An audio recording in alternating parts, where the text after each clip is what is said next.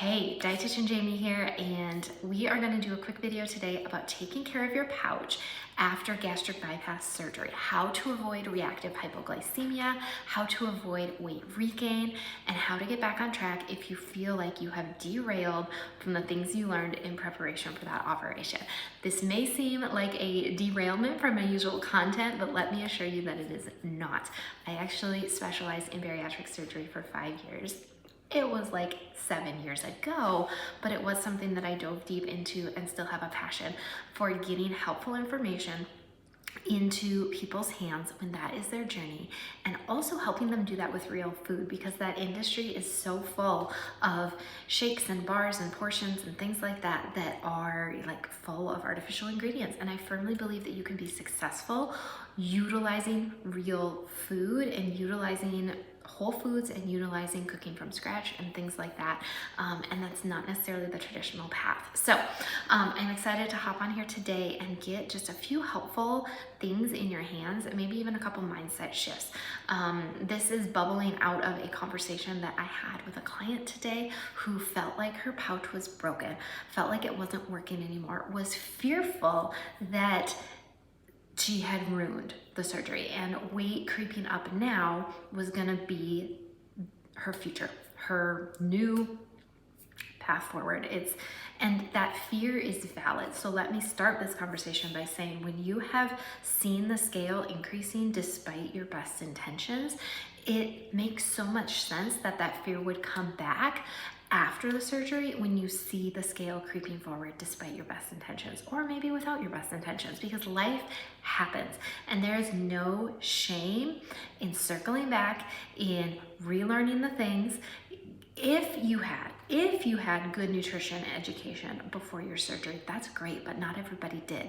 And even if you did, not only do you learn the long-term management, but you learn all this prep, like you gotta lose weight before surgery, and then you gotta learn all this prep, you gotta do this low-carb diet, and then after you have to do liquids, and you have to do purees, and you have to do soft foods, and there's things that you can't include until much later, and it's a lot of information.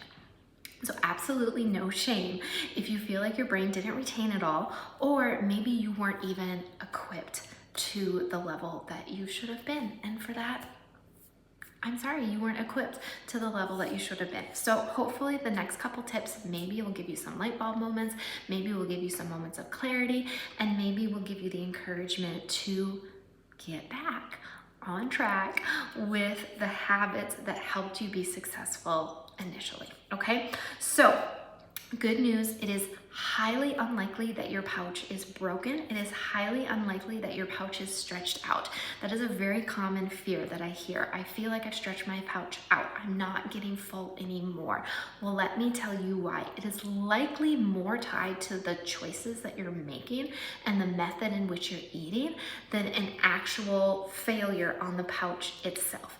In my 6 years of bariatric surgery and in doing follow-up appointments with people and actually working with the surgeons that were going down and doing the scopes and double checking if it had been stretched out, or if there was a hole that developed between like the new stomach and the old stomach and things like that. Like, we look for that stuff, but that stuff was very rare. Much more often it was behavior oriented, and it was things that had slipped through the cracks. So a big cause of that feeling like you're not getting full, like it's not working anymore, is slider foods that mush up and slide on through. Now let me tell you, these are typically white, starchy, crispy carbs. We're talking snacks and crackers and chips and goldfish and things that are so comfortable and slide right through that they don't fill you up. All right, before your surgery, your stomach had a sphincter at the bottom that stopped food from going through until it was time.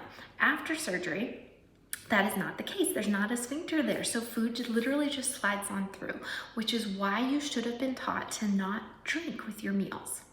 Were you taught that?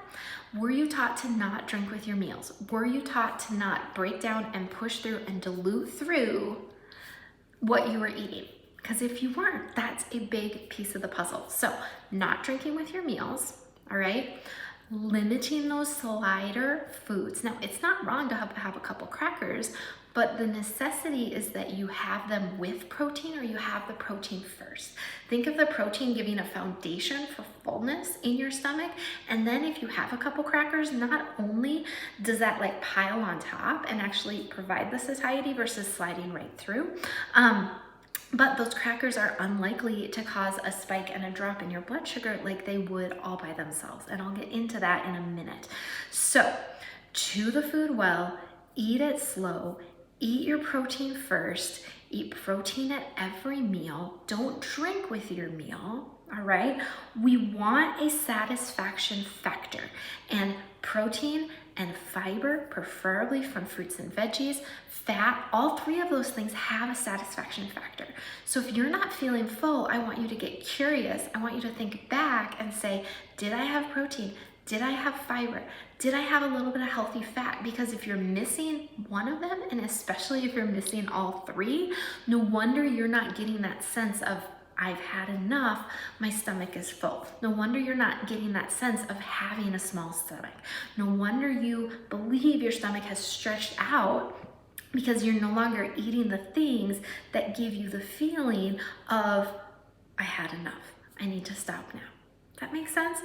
Let me know in the comments below what's hitting home and what's helping, because I truly want these to be helpful and impactful for you. So protein first, eating slowly, chewing well. In the beginning, you had to chew well. You had to make sure that there was no chunks to get stuck going down. Maybe you struggled with strictures or blockages or things like that, or the feeling that meat just sat heavy. Maybe that's why you went to the slider foods and the crackers, because they were more comfortable, but now it has turned into a habit and a craving that now feels like without your control. Good news, your pouch is not broken. You can come back to the guidelines. You can come back to the habits that will give you that sense of satiety, okay? Liquid calories is another issue, all right? Just like the slider foods slide through, liquid calories slide through, all right?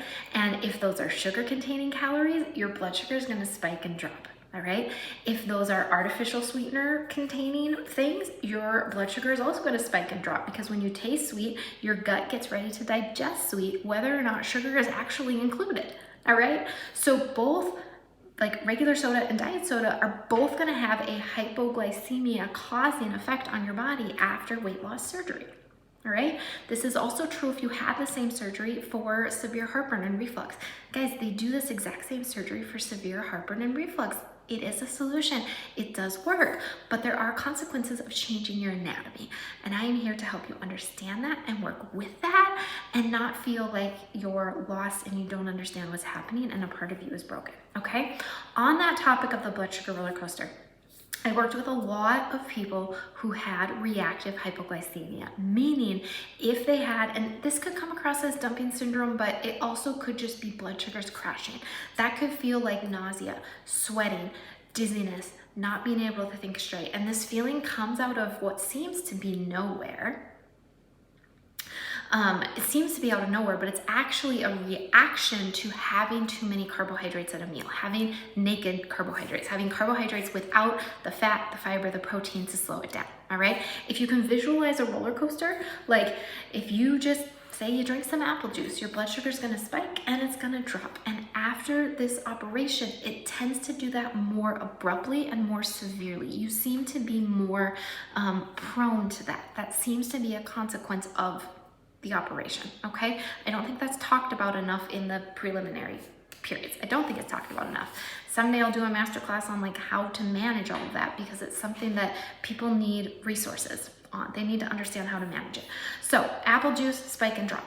Comparatively, if you were to eat the apple instead of the juice, your blood sugar wouldn't go as high, it wouldn't go as low. You still might react to it, but you probably won't react so severely.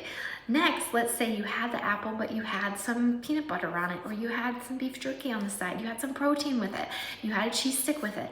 Not gonna go as high, not gonna go as low. Now here's the thing, once you are in that state of your blood sugar is crashing, you do, like this is pretty much a medical emergency. You do need to have a quick carbohydrate. You do need to have something to bring it back up, and you need to follow that up with protein. Otherwise the roller coaster is going to continue to run its race. There's no way to stop the roller coaster once it's started. We can only eat the carbs and then eat the protein to wait it out and then try again the next day. All right, you can try again the next day by not having carbohydrates by themselves, by not drinking with your meals, by not doing artificial sweeteners, by partnering your carbs with fat, with protein, with fiber, with all those things that are going to slow it down. But just know, once that blood sugar is crashing, you need to get yourself some applesauce, you need to get yourself a cheese stick, you need to get yourself something with carbs and something with protein, and you need to do those things and just know that you're going to feel crummy for a while. Your body needs to recover. That was a crisis for your body. That was like a medical emergency for your body. Be prepared for it. Always have something in your purse or at your bedside, and then get curious. What made that happen? What was I lacking? What went through me too quick?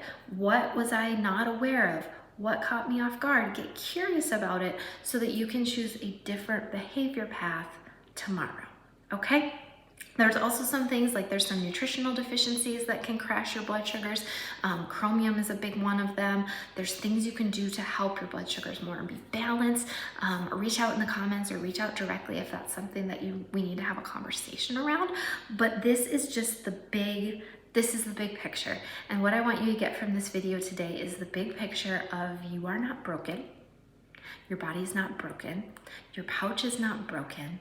You just might have some broken patterns and some broken habits and some broken behaviors that you have slipped back into because they're habitual, because they run deep, because you've got years of trauma behavior and coping behavior that served you for a time, and now you can choose other behaviors. But if you're not aware of that and you're just full of shame that you broke something and you wasted something, it's very difficult to move forward from that. So I hope this video cleared some of that up for you, and I'd love to continue the conversation in the comments below.